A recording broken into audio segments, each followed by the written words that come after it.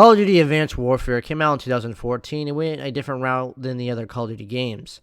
Instead of playing as a soldier, marine, or a elite special forces warrior, you played as a PMC. This game actually was one of the reasons why I became a private military contractor after my service. While the game was made fun of because of its exoskeletons and some of its multiplayer mechanics, it generally scored high in reviews. Today, in 2025, we are still waiting for a sequel. The plot for the game takes place in the future, where you play as Jack Mitchell, who is in the beginning is in the Marines fighting in Korea with his best friend Will Irons, who's the son of Jonathan Irons, who's the CEO of a massive PMC corporation called Atlas. Unfortunately for Will Irons, he is killed in action when his arm gets stuck in a door of an aircraft and when an explosive device initiated. Jack Mitchell would be wounded in this event and lose his hand. Jonathan Irons later recruits Jack Mitchell to work for his company and so begins his journey as a PMC.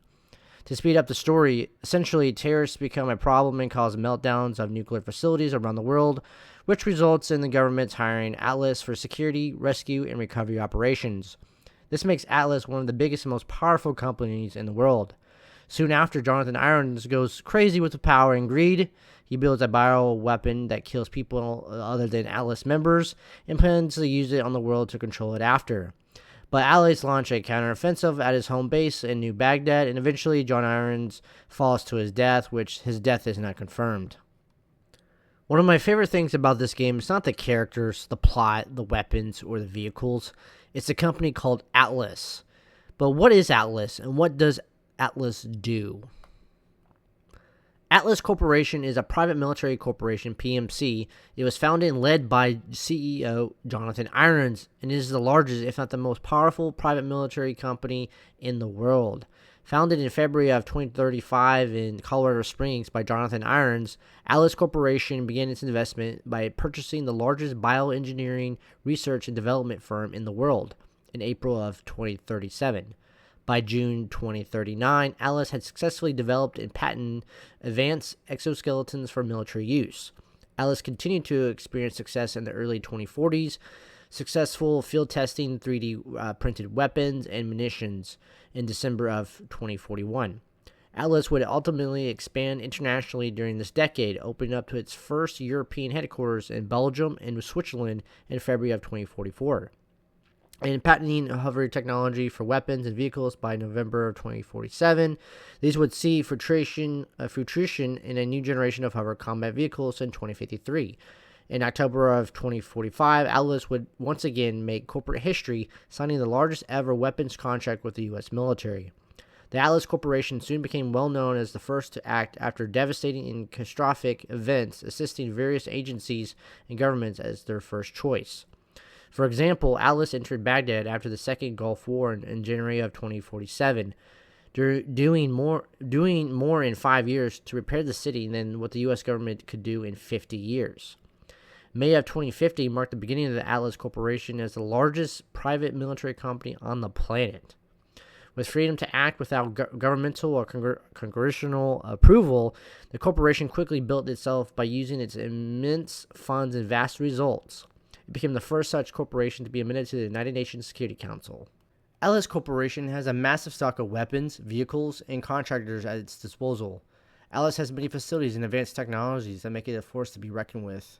I will now cover those areas of Atlas. Weapons. PMCs of Atlas have access to some of the most advanced weapons on the planet. It would be a dream for us to work for them. We could get to shoot all types of cool weaponry. Some of these weapons include the HBR-A3, MP11, ASM-1, SAC-3, XMG, TAC-19, Atlas 45, the Stinger M7, MDL, and smart grenades. Those grenades I would be the most scared of because since they have automatic tracking and it can explode on impact. Vehicles. There are several unique vehicles that we see throughout the game that Atlas uses. The T-600 tank, the main battle tank, has superior mobility compared to its traditional counterparts, as it has 4 vehicle trends that can double his legs in order to traverse rough terrain and avoid a variety of man-made or natural obstacles. Onboard offensive weapons constitute a smoothbore cannon, a machine gun turret, and twin rocket launchers. Its defensive weapons include a trophy system, which intercepts any incoming projectiles headed for the vehicle. The XH-9 Warbird, used for transporting troops and supplies while also being used for air assaults. The helicopter contains machine gun sets and missile sets for attack. Warbirds also appear to be able to render themselves invisible. The T-740 hover tank was significantly more advanced than the normal T-600. The primary innovation was a series of heavy-lift turbo engines against a generator that kept the vehicle afloat, allowing for much more mobility as well as strafing and tactical options. It had a top speed of 60 miles per hour. For weaponry, the T-740 was equipped with dual rocket pods mounted on either side of the rocket pit, which launched homing rockets capable of targeting multiple groups of infantry. This is complemented by a smoothbore main gun. Below the main gun is a separate EMP cannon capable of taking down aircraft with a single shot. Also had a trophy system provided defense from incoming projectiles such as missiles and cannon fire. The hoverbike. The hoverbike was made possible thanks to advance in fuel cell capability in 2045. It was now possible to store enough power that hover dynamics could be fitted onto small vehicles. The hoverbike was introduced in 2053 by the Atlas Corporation as part of a new line of hover-based vehicles. The design was intended to allow soldiers to be able to maneuver over any kind of terrain or obstacles, as the vehicle could simply hover right over it. Now for the centerpiece, which is the contractors themselves that work for Atlas Corporation. Like most movies and video games, we don't get the full background on what the pay and the benefits are, but the extreme danger they go through, such as conducting rescues in war zones, hunting down fugitives, combating terrorists, and guarding high-value property and individuals, we can assume they make great money. In today's money, it would be like on average $150,000, maybe low as $125,000. A lot more if going into a combat zone. Not only are they trained well, they have experienced backgrounds and are extremely deadly with their exosuits, which makes them more pricey. Their benefits are probably like ours with basic health care coverage and a 401k plan. I would also assume that Atlas would charge more for invasions and initial building projects. It looks like these contractors can wear numerous uniforms mixes like t-shirts, combat tops, and heavy or little armor.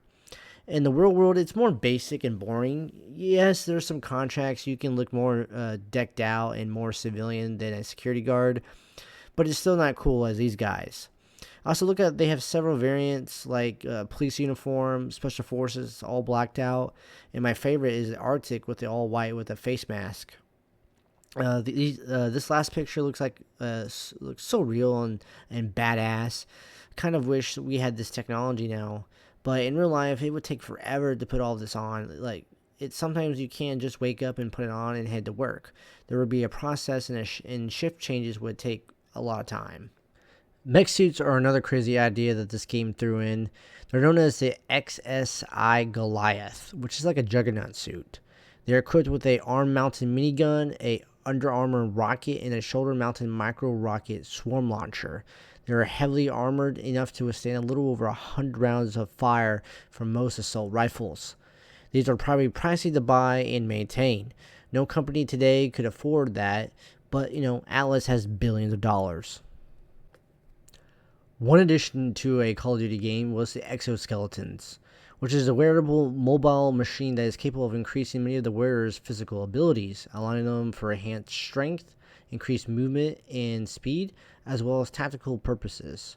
Aside from enhancing the user's abilities such as a superhuman strength, capable of single-handedly lifting a full-grown man by the neck, to even punching enemies through several feet in the air, and even breaching reinforcing heavy objects and material with little effort. Overall, they are equipped with numerous abilities, allowing for various tactical attacks as well as strategic superiority among others. Exoskeletons can also share information with other devices. For example, pertinent weapon metadata, such as its current ammunition count, can be linked directly to the soldier's exoskeleton, which is then visualized as a holographic projection. Exoskeletons do exist in real life, and from what I've known, no PMC out there uses them, especially for combat or security. There are colleges and science facilities and companies out there that do produce exoskeletons, mostly for the medical field, construction, and even the military. And yes, the military is testing these out. They have been doing it for several years.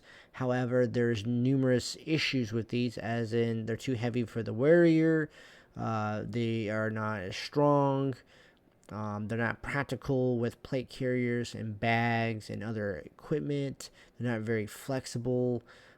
If I mentioned earlier, they're too heavy, and one of the biggest problems is the battery supply. It runs out within a couple of hours to maybe a few hours at the most. You need these systems to be able to run for days, not hours, but days, and maybe even weeks. But as time goes on, they're going to become more advanced and more better. I believe I've covered everything within Call of Duty Advanced Warfare and how it's connected to real life PMC companies. However, we're still way off to coming to the level of what Advanced Warfare is. It's going to take years to create better exoskeletons, to having gravity floating vehicles, to having the extremely high powered weapons, and a bunch of drone technology and AI that will make PMCs much, much stronger and more lethal. And then you have the concept of being so massive that they can control governments and lead invasions and rebuild nations by themselves.